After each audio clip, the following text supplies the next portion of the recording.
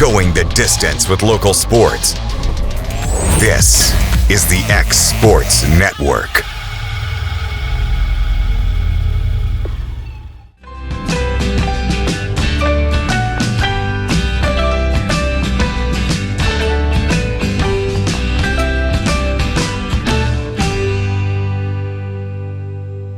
Financial advisor Scott Beasley knows time spent with family is everything. As a founder of Beasley Wealth Management, his mission is to give clients the freedom to enjoy time with family without the burden of financial concerns. A local of Lawrenceburg, Scott deeply values building relationships with clients, ensuring they make informed decisions concerning asset management, tax planning, and retirement planning. Offering a free initial consultation, Beasley Wealth Management helps clients pursue their aspirations with confidence. Banking made simple and convenient. At Builtwell Bank, we're here for you. Whether you're making a milestone purchase or saving for retirement, our dedicated financial team will walk with you every step of the way because we care. From personal banking accounts to making sure your business and commercial needs are met, we'll make sure you have a dedicated Builtwell banker that understands your unique needs and goals. Serving Lawrenceburg and Summertown. Come see us today. Member FDIC. Got a dent, a ding, a scratch, or a bent fender? Major or minor, Car Country Collision Center in Leoma can fix you up. Car Country works with all insurance carriers, gives free estimates, can work on foreign and domestic vehicles, and has experience you can trust. They've been in business since 1990. Unfortunately, accidents happen, but you can get your car back on the road with as little hassle as possible with the help of Car Country. Call 931-852-4708 or stop by at 2567 Highway 43 South in Leoma.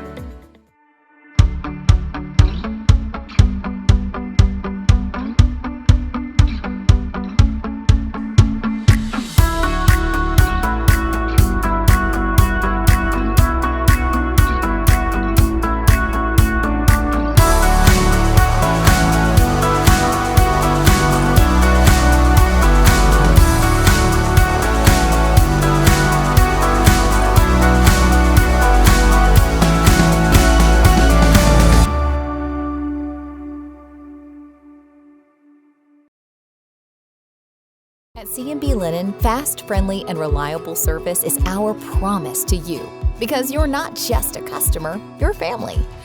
From multi-use linen to branded floor coverings and a complete range of cleaning supplies, C&B Linen is here to make sure you have everything you need. From our high-quality products to our fast, friendly, and reliable service, you'll experience the difference with C&B Linen because you're not just a client, you're part of our family. You'll be winning with C&B Linen.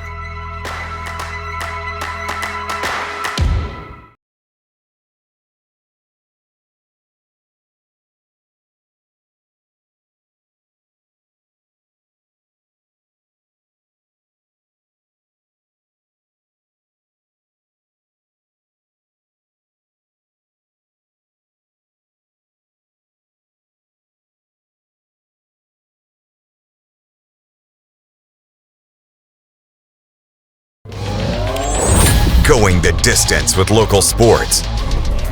This is the X Sports Network. Welcome everybody here to X Sports Live, brought to you by C&B Linen. AJ Good here, joined alongside by Michael Marks. And Mike, we had a very busy weekend this weekend as I turn this down to make us look like we're not on the seventh ring of the sun.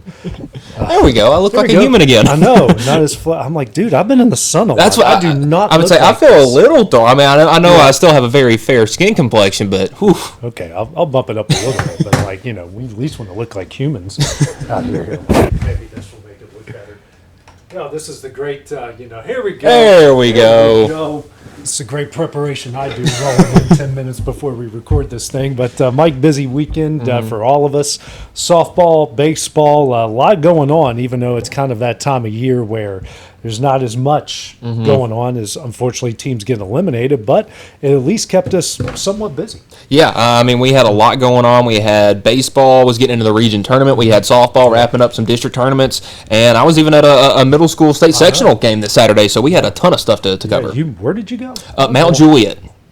Yeah, it was a heck of a drive, but you got to hang out with the Nashville Sounds public address announcer. Yeah, it was a blast. You get up there, and it was a smaller press box, but given the amount of schools I had this year that didn't have a press box, I'll take anything. Right. Got set up, and I mean, the table probably wasn't much bigger than this right here, but it was me, and I had my girlfriend running production for me, and then they had not on the payroll yet. Yeah, and then we had I think it was a Mount Juliet baseball player running the scoreboard, and then the Nashville Sounds PA guy was the PA guy for the game because his son played for the team. Okay, cool. But listen, that's got to be the most sophisticated middle school game I've ever been at. You had a broadcast, a professional public address announcer. Yeah. It was top notch. Yeah, that when you told me that, I was like, wow. Yeah. And I'm hanging out with my people. I love my people. They're great. Well, let's get into it, Mike. History was made for Lawrence County this past week as I get ready here to run. For the first time, Mike, since 1984, your Wildcat baseball team, well, you went to Loretta, so everybody's Wildcat baseball team, is going to the sub-state, and what a way they did it. Beat a kind of dominated, pretty pesky Creekwood team, and then a really good Battle Creek team. Just the Bats came alive. They beat them 12-5, and that man right there, as you're watching him round the bases, Brayson Rose, 3 home runs, 1 to dead center, and 2 absolute no-doubters to right. And the last couple weeks with the district tournament, with the region tournament, the Bats have come alive. The pitching has been really good. The defense has been superb, and this feels. I'm not jumping. I'm not jumping the gun, but this feels like a state tournament team that I watch every game. Yeah, going back and watching that game over Battle Creek, you have Brayson Rose with 3 home runs, 5 RBIs. Hud Maddox and Logan Clayton each got 3 hits. Braden Morrison, maybe not the greatest game on the mound, but was able to keep Battle Creek in check. And I would say you got a guy that can do that. I mean, you just have it made for you. I just, most high school kids don't know this too much because they haven't experienced much, as much baseball as, say, college and pro guys. Mm-hmm. But because he hit that ball right there, and the right fielder paused, and I'm like, I know my vision sucks, but I'm like, maybe that's not as well struck as I think that is. Then he took 2 steps and watched that thing fly. I'm like, when you make high school kids not even want to go after that that's ball, impressive. You really hit that ball hard. Yeah, I would say I've seen a ton of home runs this year. I would say Loretto, Summertown, Lawrence County all hit a ton, but that's probably one of the 2 or 3 I've seen this year where the outfielder just turned and watched it. Yeah, I mean, impressive. And listen, you're hitting the ball that hard. Why even pitch to him at that point? Yeah, exactly. Which is they actually did another time. It's funny. He was 3 for 5. 3 home runs, 2 strikeouts. Yeah. That's like the most Glenn Allen Hill Matt Stairs game I've ever heard of. But here's the other one. I mean, the ball's not even in the frame that long. I mean, the outfielders all just turned and watched. They were playing at the fence when he hit that ball. I mean, just an absolute moonshot. What a performance! And I've seen a lot of good performances in my 20 plus years broadcasting. I've seen first round draft picks do amazing things. This is the first time I've ever seen in a big time postseason high school game where a kid hit 3 home runs. I was about to say, I think we've had now, at least in the last 3 or 4 years, a kid from every single one of the high schools have a 3 home run game, or at least multi home run games. But man, just impressive. And listen, if Lawrence County is able to get their offense going like that against the team to the level of Battle Creek, like you mentioned, state tournament is only part of the way to the goal. You want to make it all the way to the state championship. And the good news for them, Martin Luther King upset White House. So, you've had Creekwood to take out Montgomery Central. That Creekwood team, very feisty, really good team. They certainly gave Lawrence County a good test, and they gave Franklin County earlier a really good test, and they beat Battle Creek once in the district tournament championship, the 4-set second game. Then you get this Martin Luther King team, and I mean they're going to be tough. They're going to be scrappy. They're a team that's just not. They're not going to make it easy on Lawrence County. It's just what you have that time of year. But you have what they have. The Bats are doing what they're doing. The pitching has been solid. The defense has been great all season long behind them. Everything just points again. I'm not going to make any predictions or anything about that because anything could happen. It's high school kids and it's baseball. But this feels. You got a good feeling. You have a really good feeling, and do not have anything planned for next week. Don't ask me for anything next week. I have a birthday party to be at this weekend that doesn't conflict with anything, but do not expect me anywhere to do anything next week. Yeah, and in Murfreesboro. I would say I'm not sure a whole lot about this Martin Luther King Magnet School team. I actually got to see Lawrence County softball play them at Gulf Shores very early in the season, but obviously baseball much different, postseason. But 19-11 records. When you get to this point in the season, you're not going to see a bad team. No, but and you look at they put up a lot of runs against people. Again, it's so hard to gauge because they don't have any common opponents, and it's so hard to gauge. Like, who's to say the baseball in our area is better than the baseball in that area till they actually get on the field. So it's just so hard to gauge that. The better test will be Battle Creek and Liberty Creek, the Battle of the Creeks, which, by the way, Liberty Creek's facilities are awesome. Yeah, really. Yeah. If we weren't going to make it if we weren't going to host it, I'm like, at least we get to go to a top-notch facility. Yeah, they're basically that's two brand new schools. A lot of history there between the. A lot of history about the BA for either one there, but it's just so hard to gauge it because you really just don't know till they get on the field. But looking at same quality type opponents, you got to feel good. But Clint Wright and that bunch over there and that coaching staff is not. They're these next couple days in practice, they're certainly going to pound that home like you haven't accomplished anything. Yes. The state title's not in your hands. If you don't take 2 out of 3 in the Wednesday and Thursday, everything's over. Yeah, and exactly. I spoke with Clint Wright a little bit before that E.O. Kaufman game we did Thursday night, and he didn't seem like he had everything won. I mean, obviously he has. They were really nervous that first game. I could and tell. but he seems to have his way about him, his wits about himself with everything going on this postseason. He's really been on top of everything, and it's why Lawrence County hasn't really had too big of a slip up so far in the postseason. That he's just been hammering in that you guys actually got to go out and perform and win these games, and it's worked to this part. Yeah, I'm very pumped. Again, their games are going to be Wednesday at 6:00, Thursday at 5, and if necessary, game 2 will be right after that. They decided Wednesday and Thursday because they got graduation on Friday. You don't want to split that up, and plus, you get your sub-state done by Thursday.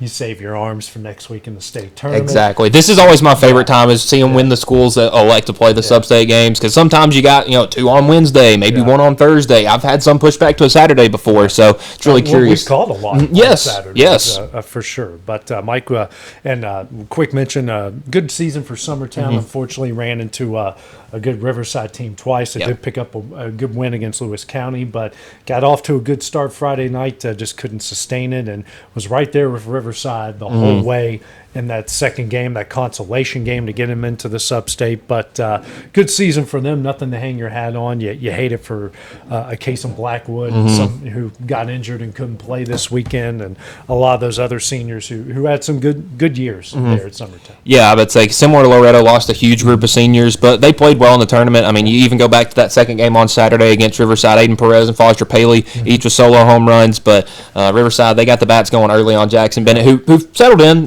starting around the third inning, but too much damage has already been done to that point. But yeah, 21-13, definitely no reason to hang your head for Summertown. They performed awesome this year, and in such a tough district, it's so hard to make it to region, to make it to sub-state. It was no easy battle for them. So props to the Eagles for quite the postseason run. And Cascade's catching fire right now. Yeah, the last Baseball Coach Association ranking had them at number 1. That's a very apt ranking. They're good. Yeah, and by the way, shout out to Richland. Richland's hosting a sub-state coming up this weekend. Good season for them. And, hey, the more teams from southern Middle Tennessee that go to Murfreesboro, the better. Yeah. So shout out to the Raiders for hosting a sub-state, and we hope to see them in Murfreesboro as well. Well, I just remember a couple years ago, AJ, you mentioned that from the mid-state, the year we went up there and called Loretto State Championship game. 1A, Eagleville had just won it, Middle Tennessee. 2A, Loretto won it, Middle Tennessee. 3A, Tullahoma won it. Unfortunately, I think it was Siegel that fell to Farragut, but Everyone does that. Powerhouse. Everyone does that. My brother-in-law lives right down the road. When I go and work out, when we go hang out with him for Tennessee football games, and we'll probably go for a few days during the summer, I run right by that field every day. Yep. I'm like, beautiful. Man, the amount of like big leaguers that have played right here at this field, and I hope to say that about Tom Cruise Field, Gary Lamb Field, on down the road at the same time. But Mike, let's move to high school softball, and let me roll the high. After dropping game, Lady Cats, back-to-back district champions, lost that first game to a red-hot Tullahoma team who was like averaging 15 runs a game in the district tournament. And then second game, they just turned it on, scored a lot of runs early. Pitching and defense held up enough, and got a really good win in the second game. And they're at home tonight against Montgomery Central at 6 o'clock. Win that game, you're guaranteed 2, which is the region championship game, and then the sub-state. And the region championship will be who hosts the sub-state, and at least they won't have to go to Knoxville. Yeah.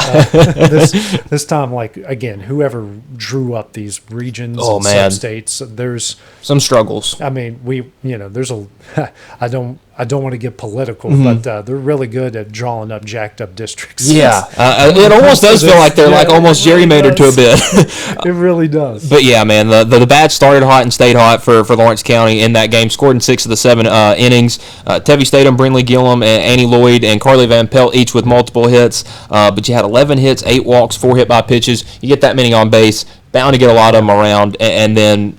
Again, Callie Brown, Elizabeth Hagan, awesome on the mound, really closed down Tullahoma. But what a run made by Tullahoma. As the 5 seed, make it all the way to the district championship game, and you force that extra game. They're definitely, you may look at their record and think one thing, but they're definitely no slouch right there. But again, congrats to the Lady Cats on an awesome tournament win. Yeah, and they get Montgomery Central tonight. Not a bad team, 23-9 coming in. So, again, you got to win 1 to play 2, and unfortunately for them, it's not like baseball. It's single elimination. Literally, you play Monday, you win Monday, you play Wednesday, win or lose, you play Friday. Whereas baseball, you got double elimination. And you're playing like every day. And then your sub-states, best 2 out of 3. So I don't quite why is it for one sport and not for the other? And you'd think in softball that would be the one you would want to do double elimination because pitching isn't play more. Exactly. Go by quicker. Exactly. So a little confused at that, but it's definitely got that. It goes from you have the ability to drop one in the district tournament to you got to show up ready to go every single game, and you just got to start stringing some wins together, and you definitely got a pretty good opponent coming to town tonight with Montgomery Central. Yeah, but I love what they're offering. Their pitching has been pretty solid. The defense has been good behind it. But the thing about them and the baseball Cats is they get guys on, they get girls on, they drive them in. I mean, I think they're averaging somewhere around like 15, 16 base runners a game, and they're only leaving 5, 6 on base. And that's the big one. Bringing those ladies around, bringing those guys around, it's huge. And like you mentioned, that does make a monster of a difference in a game. Is you can get 20 people, 20 base runners on, but if you don't bring 3/4 of them around or even half of them around, that was all for nothing. It was a story in the other region tournament games. I mean, Franklin County got a runner on in every inning. And only was able to muster 21 innings in the region tournament and got a runner on in every. You meant across all 3 games. All 3 games. Wow. 21 straight innings. They got a runner on in every inning. And in the first game, they left 9 on base. Second game that they won, I think they left 4 or 5 on base. And then the game they lost, they left 9 on base. Goodness. And they lost that game by 1 run. 4-3. Man. On an air. Yeah. And you mentioned it. I mean, and that's what so crazy about postseason baseball is. One little thing, like a ball, like an error. You can't see it and it slips through your legs, and that can completely change your season. And it's crazy, but that's what the Lady Cats do great. They're going to need another good defensive performance tonight, and they get girls on, they bring them home. Yes. And Montgomery Central's got to be prepared for that end, and you also got to be prepared for you might get them down 3 or 4 runs early. It's not over. Hang on, you're on for a wild ride. Well, and they've utilized kind of the two-pitcher game with Callie Brown and Elizabeth Hagan. Yeah. When one of them's on or one of them's not on, they quickly bring that other one in, and she'll fill in where the other one was leaving off. Yeah. So if you may be able to get to one pitcher, you're not going to be able to get to both. So that's another thing that Lawrence County's utilized really well here in the postseason. Charlie's got a really good feel on like where the other team's offense is and where his pitching is. He's done a great job with that. But let's go to Summertown. Oh man! Who, by the way, left no doubt. Lady Eagles are going to bring home. Lady Eagles, after dropping the first game, we knew it was going to be hard. If it was the other way around, they had to beat Community twice. That was going to be hard, but flip it. It was going to be hard for Community to beat them twice. Lady Eagles left no doubt in game number 2. 15 runs in the 4th inning, and they won this one 22-6-5.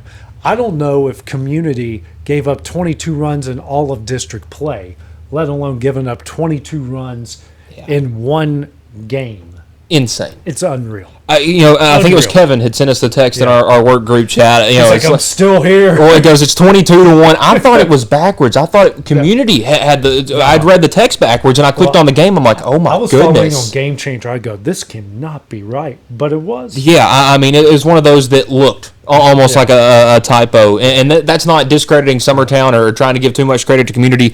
Just wow. I mean, Olivia Woods goes in the circle all 5 innings, only giving up 5 earned runs, and compared to the 22 you scored, that felt like nothing. May Ricks, Brindle and Stevens, Emily Abbott, each with 3 hits. Stevens, Ricks, and Izzy Garland, each with a home run. Had 15 runs in that 4th inning. 5 girls with at least 3 RBIs and 2 with at least 4. And these aren't cheap. No, I mean these are gappers. These are down the line. Yes, home runs. This, that, and the other. I mean, it was a clinic. It's so impressive. And I had mentioned on Mark My Words last week. I don't remember if it was Tuesday or Thursday. If your Community, would you want to switch up pitchers for another matchup against Summertown? I think that may have answered your question on that one. Well, they used every pitcher, and they just kept nothing at all was working for them. They just kept using every pitcher they could, and it was just not great. It was going nowhere for them right there at that point. But Summertown's got East Hickman tonight. On the other side, you've got Lewis County and Community.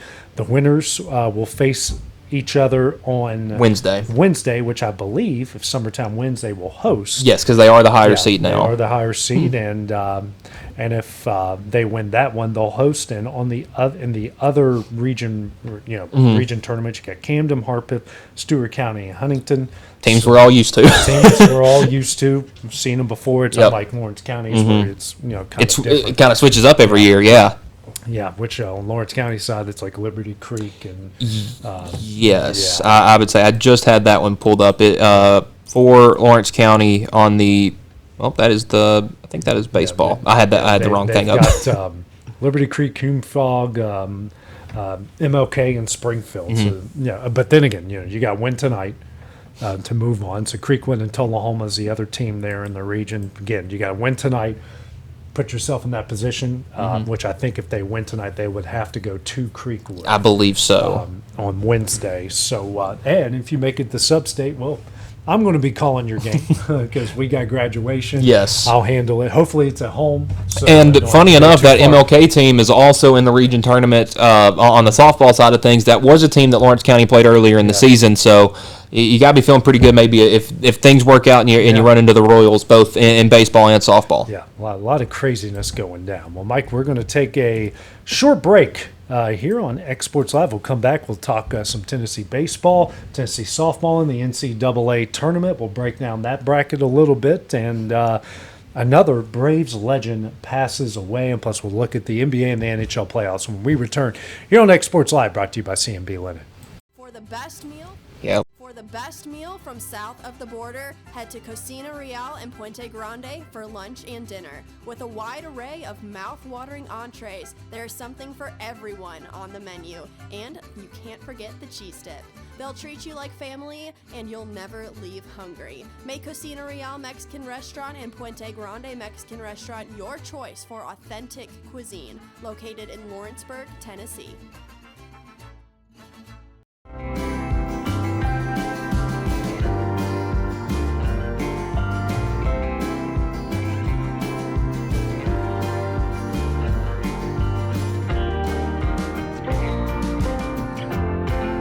Mike Keith, and my friends at Elliott Johnson Insurance have a great partner in Auto Owners Insurance. Auto Owners makes it easy to get life, home, car, or business insurance. Let Elliott Johnson Insurance find the Auto Owners policy that makes a difference in your life. Call Elliott Johnson Insurance at one of their 3 locations, Florence, Loretta, and Lawrenceburg. Elliott Johnson Insurance, moving forward for our clients every day. Comprehensive care with a compassionate touch. That will always be the guarantee at Encompass Healthcare in Etheridge, Tennessee. Whether you're looking for primary or urgent care, x-ray services, or weight loss treatments, the team at Encompass is equipped to serve your needs today. The doors are open Monday through Thursday from 8 to 5 and from 8 to noon on Fridays. Make an appointment with providers Kendra Brown, Tori Cox, or Ellie Brown today. That's Encompass Healthcare, located on Highway 43 North in Etheridge, next door to Chapman Tire. For decades, First Class Charter has provided high-quality motor coach transportation services to the Tennessee Valley. With numerous safety and cleanliness accreditations, First Class Charter is ready to make your group trip a reality. Contact us today by visiting firstclasscharter.net. First Class Charter, the official motor coach company of the North Alabama Lions. Flooring sets the tone throughout your home. For flooring that makes the right first impression, start by choosing us, Floored by Justin. A one-stop flooring destination. Our new location stands alone for unequaled customer service and selection. Owner Justin Story's mastery of custom hardwood inlays means every room can have a custom look. Discover how the right choice of hardwood, laminate, carpet, or tile can set the tone in your home. Contact Floored by Justin today. The Summit of Lawrenceburg is the premier senior and assisted living community in the region. The Summit makes it home for you or your loved one with diverse suites that welcome and encourage community, plus gathering spaces, neighborhoods, daily activities, and a wonderful staff that supports you every day. Hi, I'm Tara Blue. I'm the new director of the Summit, and we would like to invite you and your family to come and tour our facility. We would love to see you here. At C&B Linen, fast, friendly, and reliable service is our promise to you. Because you're not just a customer, you're family. From multi-use linen to branded floor coverings and a complete range of cleaning supplies, C&B Linen is here to make sure you have everything you need. From our high-quality products to our fast, friendly, and reliable service, you'll experience the difference with C&B Linen. Because you're not just a client, you're part of our family. You'll be winning with C&B Linen.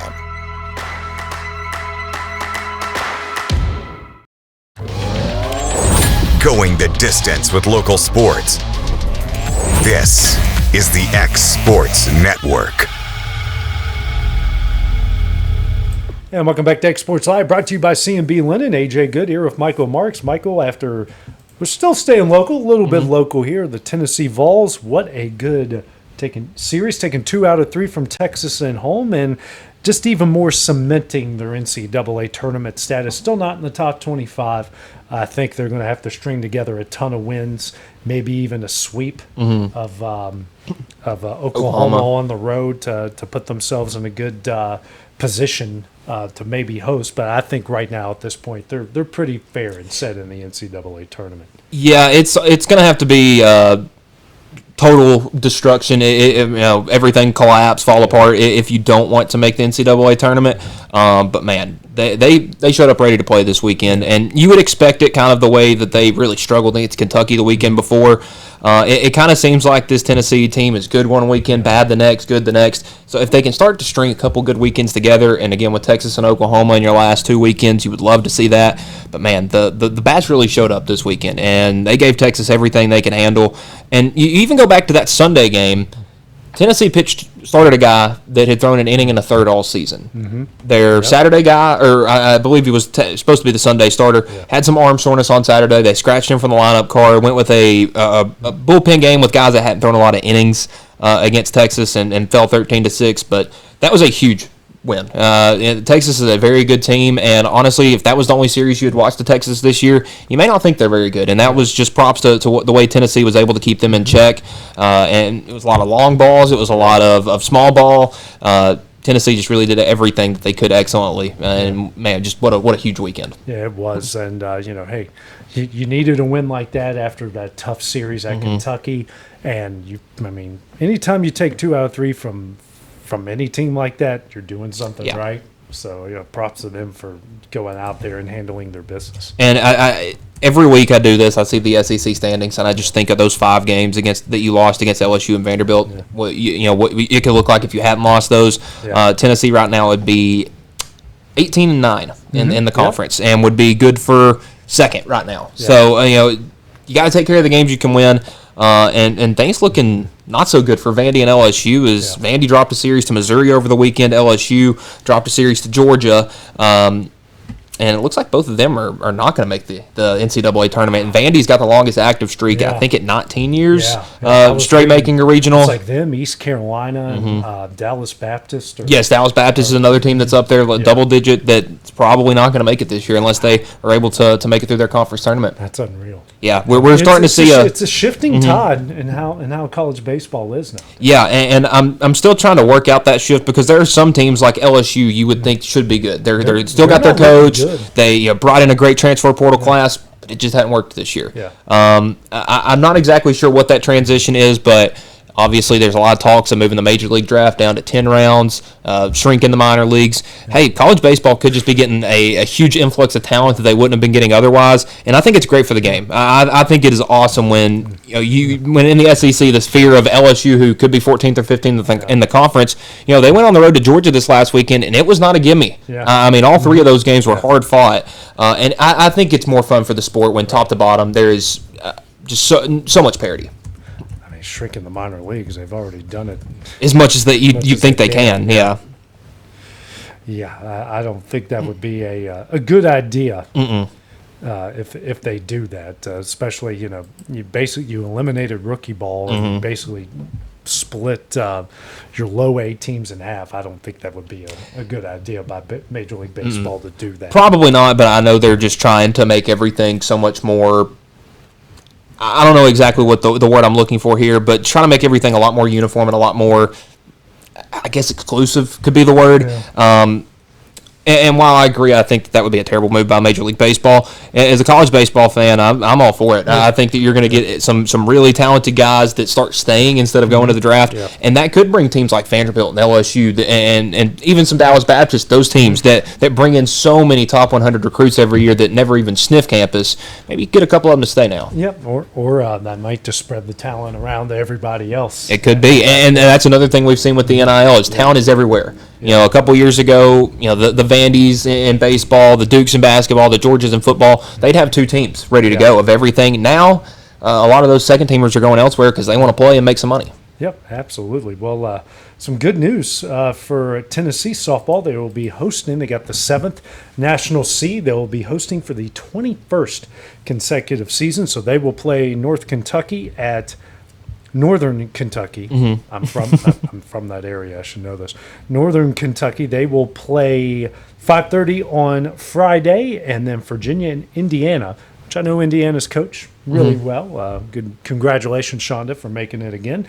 Virginia and Indiana will go at 8 o'clock on Friday night. So you've got the Norse, the Cavaliers, and the Hoosiers in Knoxville this weekend. Yeah, it should be up for a fun regional. And every year that there have been the 16 host region sites, Knoxville's been one of them every single time. So I think one of 2 yes. since they switched to that in 05. Mm-hmm. Yeah, and that's just really impressive with what Karen Weekly's been able to do year in and year out. And again, this is bringing in some good teams, obviously, like you mentioned. And the Lady Vols did struggle a little bit there at the end of the season. They haven't won a game in the SEC softball tournament since they won it all in 2023. So they've had some struggles late in the season, but the pitching that they have should be able to get them as far as they need to get. Obviously you got Garland Pickens, number 1 pick in the draft, but you had Sage Marjeko, who had a sub-1 ERA and was the SEC Scholar Athlete of the Year. You got Northern Kentucky on Friday, Indiana or Virginia hopefully on Saturday in a winner's bracket game, and just got to work from there. But I think the Lady Vols are in a pretty good spot. Softball, though, gets really interesting once you get to that super regional round, and you got some of those top 10 teams. 3, yeah. Those have been some incredible series. I'm not sure who is the 15th overall seed who would match up with or the 10th, I think. I think it'd be 7-10. So we'll just have to see. Yeah. Shout out to my girls back home, the Thundering Herd. Marshall. Yeah. Got in as an at-large. They were the number 2 team in the number 2 team in the Sun Belt. Lost in the quarterfinals, but hey, they were 37-17. Their RPI was 26th in the country, and they found their way in as a 3 seed. They got Arizona at 230. They're in the Durham regional, so it'd be Duke, Howard, Arizona, and Marshall. So congratulations. It's funny, I covered their head coach when she was in high school at Cabell Midland, so it's crazy. All of like the realm of AJ Good. I'm just watching all this stuff, and I'm like, man, I remember when she was, Morgan Zirkle's her name. I remember when she was just leading off as a sophomore at Cabell Midland, trying to take the Knights to the state tournament. So it's crazy how things advance. Full circle. And Tennessee is matched up with Georgia for a super regional. So 2 SEC teams. Marshall would be matched up with the winner of the Fayetteville Regional, which has Arkansas, Washington, South Florida, and Fordham. And Marshall's made it to the NCAA tournament 4 times in school history and have won a game, at least one game in every appearance. Hey, let's get a year where we get to. I was there. I was there for the first one when they crushed Notre Dame at Kentucky. Oh, we had think of all these fan bases in one place. Okay, Kentucky, Notre Dame, Virginia Tech. Oh man! and they took Kentucky to 15 innings, and them and Virginia Tech in the elimination game went to 21 innings. That's insane. Marshall's pitcher went all 21. Oh my goodness! Yeah. That's stuff you don't see anymore. I covered her in high school too. It's Andy Williamson, really good girl, great pitcher there. So another. Unfortunately for North Alabama, they fell in the quarterfinals there in softball. However, they had a great season, and they've made the NIT a couple times in school history. They finished 36-16, 17-7 there in the A-Sun. They did win. They won 2. They lost to North Florida, then beat Florida Gulf Coast, who was the 5 seed there, and then fell 1-0 to North Florida. And the Osprey just have their number. Yep. We'll see where they end up. But the last couple years where they've won this many games, they do end up in the NIT. So we'll see what happens there for the Lions. I would say, talking about local athletes and Briley Dover, hope she gets to have a couple more games in a Lions uniform, because she has been super fun to watch this year. Love to see if she can get a couple more games in a postseason tournament. Obviously, probably didn't get to make the field of 64 for the D1 softball tournament, but obviously there's still a lot more to play for postseason wise. That's the unfortunate part about all of this. UNA baseball loses 2 out of 3 at Central Arkansas. They had to move their Saturday games up to a doubleheader due to weather, but they got 4 more left. They're at Murray State tomorrow. Then they've got 3 at home starting Thursday against Austin Peay. They're still sitting pretty good near the top there of the conference, 16-11, 25-25 overall, which is right now the best record that they've had in school history in the Division I era. So and not only have they hit the most home runs in the Division I era, Nash Rippon with his 17th in that win on Saturday has tied the school high for home runs in a season. And he's got 4 games left to break that here, at least in the regular season. Murray State tomorrow, and then a Thursday through Saturday series with Austin Peay. Obviously, don't like the way that Central Arkansas series ended, and when weather screws things up, I know that obviously has a bit of a mental impact, rushing players and stuff like that. But hopefully, this can be everything a 2 schedule kind of week for North Alabama. Ride through this, take it all the way to the NCAA or to the A-Sun tournament, and see if they can pull off some shocking wins, make it to the dance. Yeah. Mike, some more staying in baseball, some more sad news. We just talked about Ted Turner on our last show last week, and unfortunately hated to hear the news of Bobby Cox passing away in his mid-80s. And I celebrated his death by someone posted a clip on X, Twitter, whatever you want to call it, 20 minutes of Bobby Cox ejections, and I watched every second myself so much. What a great man he was, what a great coach, what a great manager. Sustained success there in Atlanta for so long. You just wish they, even as a Cubs fan, I do wish they would have brought home at least one more title, because they just did things the right way for so long, and here they are, celebrating his life, and he did bring him a title, and It's like, I think you said it's like all of our memories from the 90s. Yeah. Ozzy's gone, Hulk's gone, Ted Turner, and now Bobby Cox. Yeah, I know. Just some legends for and you talked about it on and off about how Ted Turner made the Braves the team of the South. Well, Bobby Cox was the guy leading all those Braves teams. Came over in 1990, I believe, and led the Braves all the way to 2010. Over 2,500 wins in his career. I mean, nothing that hasn't been said could be said about Bobby Cox. And like you mentioned, I too saw that video of the 20 minutes or so of his ejections. Yeah. Boy, I don't know if Turner Field has ever gotten the home plate cleaned off. I mean, he was a professional dirt kicker. I'll give him that. Him and Lou Piniella had that thing perfected. Which is awesome, but and there's no managers like him around anymore. I mean, every once in a while you got a guy that'll yell. Yeah, I would say every once in a while you have a guy say something. Boone does a good job. Yes, I was about to say he feels like the only one of the kind of old school managers will still get out and go ripping up every once in a while. Not a lot of that left anymore. But man, one of the best ever at it. Gone too soon. I mean, he was a great manager. Yeah. I hate it for him. And Mike, we've gotten a lot of news before we get into the NBA and the NHL. It has become official this coming season. We're going to have, I think we've already talked about it, but a little bit. But the NCAA basketball tournament will expand to 76 teams. And though a lot of people, it's basically been there to help. It's made for the Power 4 schools to have more of an opportunity. I look at it the other way.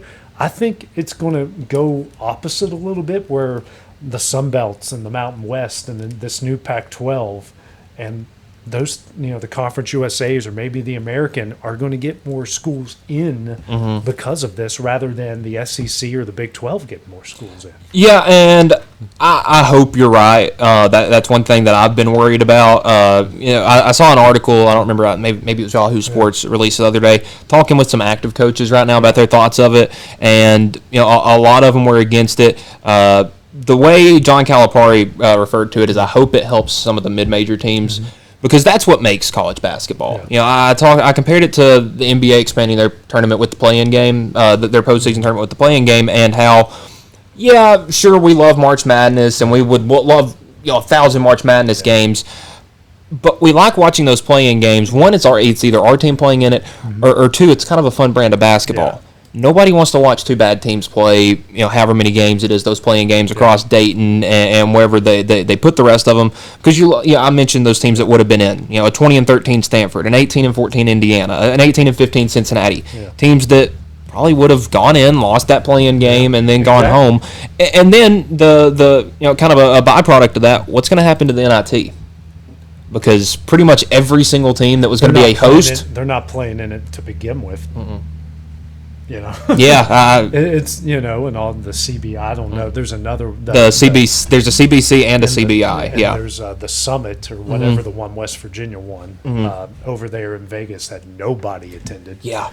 Even West Virginia fans like, dude, it's baseball season. We're over. And that's the thing, is a lot of these other postseason basketball tournaments have lost a lot of the glitz and glamour and glare. Because, the NIT, it's not the greatest tournament in the world, but you'd always have that final in Madison Square Garden, and it always had such a big feel to it. Yeah. And now that's gone. Yeah. And this, further cements that. Yeah, and I've covered a lot of NIT games. Those were great. They're awesome on the campuses. Well, I went to one NIT game. My uncle went to Vanderbilt, and we got courtside seats to go watch Vanderbilt and South Dakota State play in an NIT game at Memorial Gym. So we were sitting on the floor. Yeah. I mean, that was an awesome memory. Vandy won that game by 30 points or whatever it was, but that was just so much fun getting to do that. And I feel like you're almost taking away that memory from some people. I've covered West Virginia's run to an NIT championship right before it was John Beelon's last year there, and when they won, it was awesome. They won it at the Garden, and they misspelled Virginia.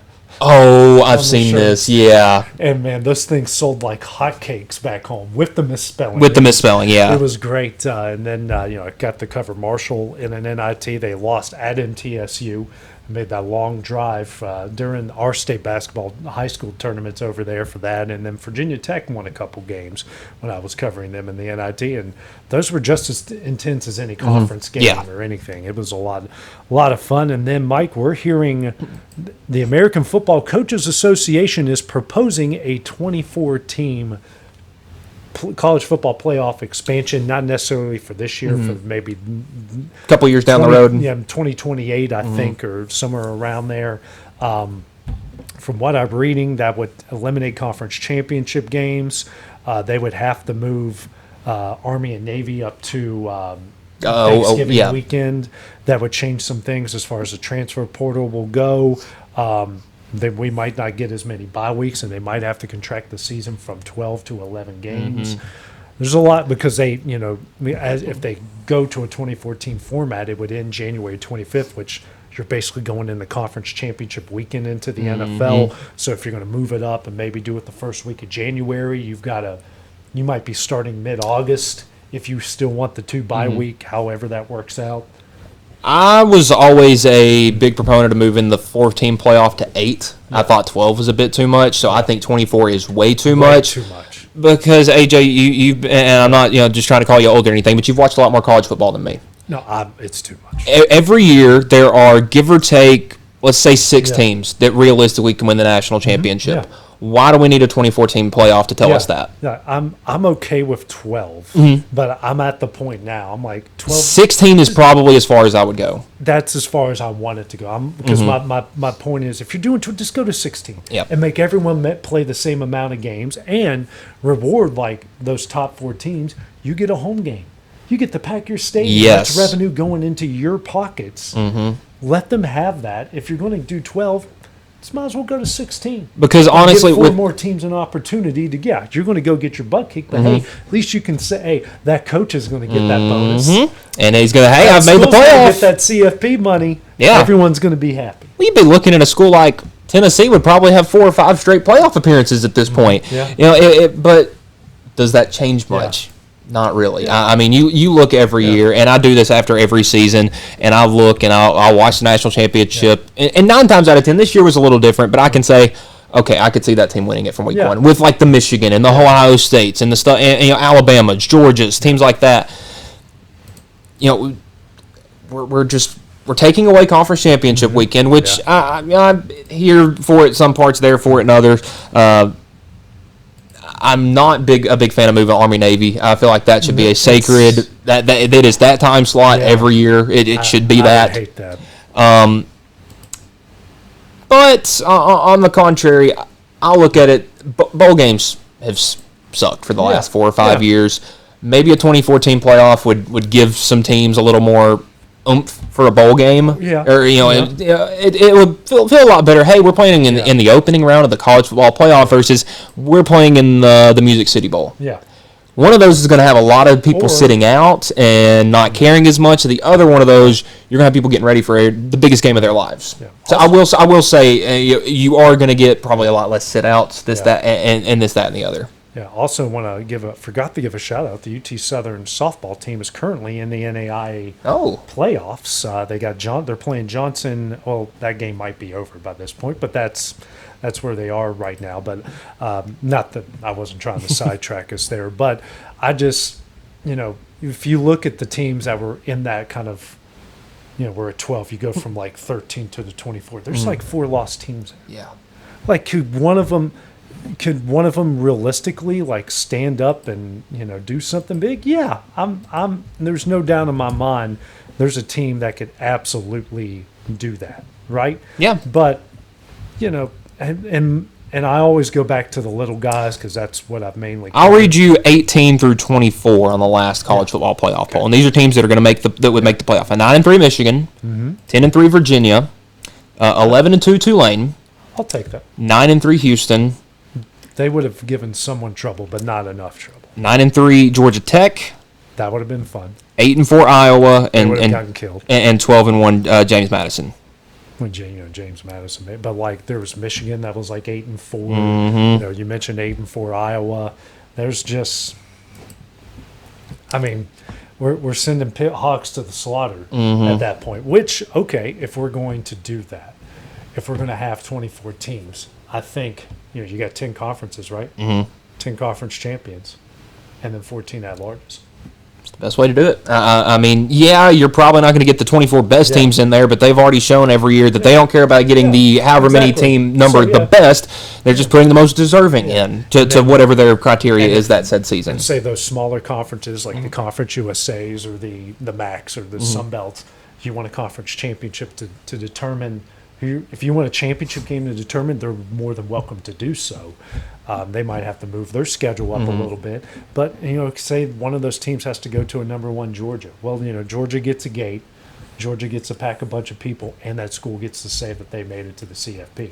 So if you're going to do that, in all seriousness, I would say, in all seriousness, if it worked out that way, it would be perfect. I'm just curious to see where they're going to shift it from to where we are now to that final 2014 bracket. Yeah. Quickly, Mike, to the NBA playoffs. The Knicks took no time, just crushing the 76ers. I was so wrong about that series. I get that there was all the stuff going on with one, Embiid getting hurt, and two, I think Nick Nurse had like his mom or his dad passed away early in that series. So obviously didn't know all that going into it. But man, I would have thought the 76ers get one, maybe two, but.